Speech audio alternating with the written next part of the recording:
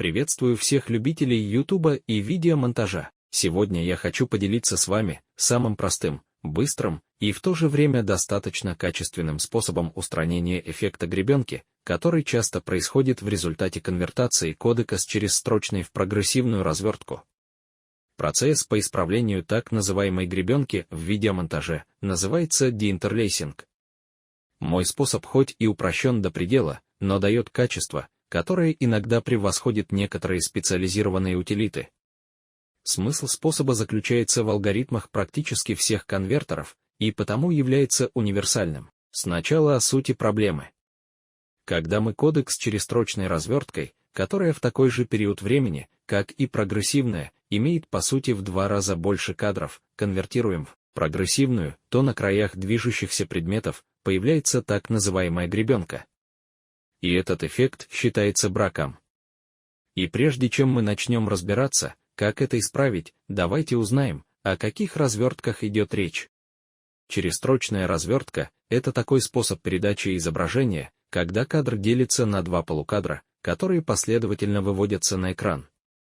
Полукадры, другое название поля, бывают составлены так, как будто единый кадр изобразили через одну строку. Последовательно передаются сначала нечетные кадры, затем четные. Помимо черезстрочной существует также построчная развертка, при которой кадр не делится на поля. Ее также называют прогрессивной разверткой, и именно она применяется в ставшем популярном стандарте передачи изображений HDTV, телевидение высокой четкости. С ликбезом все. Переходим к практике. Итак, на заранее заготовленный фрагмент видео с гребенкой наводим курсор, жмем правую кнопку мыши и в выпадающем меню выбираем свойства. Затем выбираем закладку «Подробно» и записываем размер кадра. А у нас это 768 на 576. Общая скорость потока у нас 2047 килобит в секунду.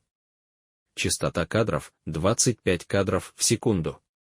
Затем жмем вкладку «Общее» и записываем название формата. У нас это MP4. Открываем любой конвертер. Я буду использовать встроенный конвертер в Adobe Premiere. И перетаскиваем на таймлайн нашу заготовку. Находим и растягиваем кадр. Для сравнения результата обработки фрагмент с дефектом гребенки.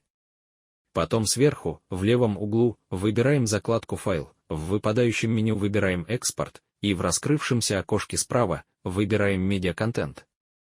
Здесь мы настраиваем экспорт. А для этого вносим все заранее записанные данные, кроме размера кадра.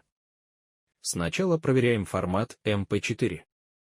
У нас H264, и он стоит по умолчанию.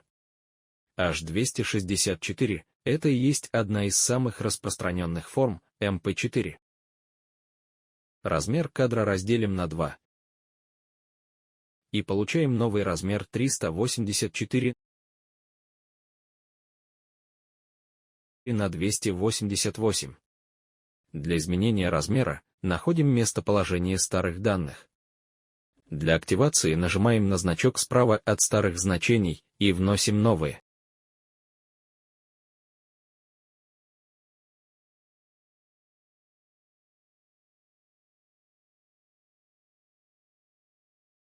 Рендеринг при максимальной глубине, тут лучше поставить галочку. Целевой битрейт здесь в мегабитах в секунду. А у нас был в килобитах. Поэтому наши старые данные делим еще на 1000 и получаем 2,47 мегабит в секунду. Затем вносим в соответствующее окно новые данные, отправляем на рабочий стол. Проверяем полученный в результате фрагмент. Мы видим, что гребенка отсутствует. Но размер кадра уменьшен нами в 2 раза. Для восстановления прежнего размера загружаем уже исправленный фрагмент, опять в Adobe Premiere, и снова экспортируем, но уже со старым размером кадра.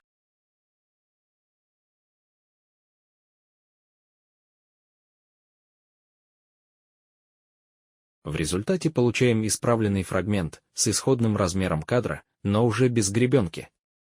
Теперь мы можем подытожить результат. Конвертеры, работающие в режиме прогрессивной развертки, при уменьшении кадров в 2 раза, совмещают все полукадры и переписывают в новом формате, а когда мы возвращаем исходные размеры, то увеличение кадров уже происходит по алгоритмам прогрессивной развертки, и мы получаем желаемый результат в ручном режиме.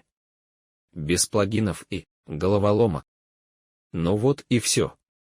Желаю всем творческих успехов.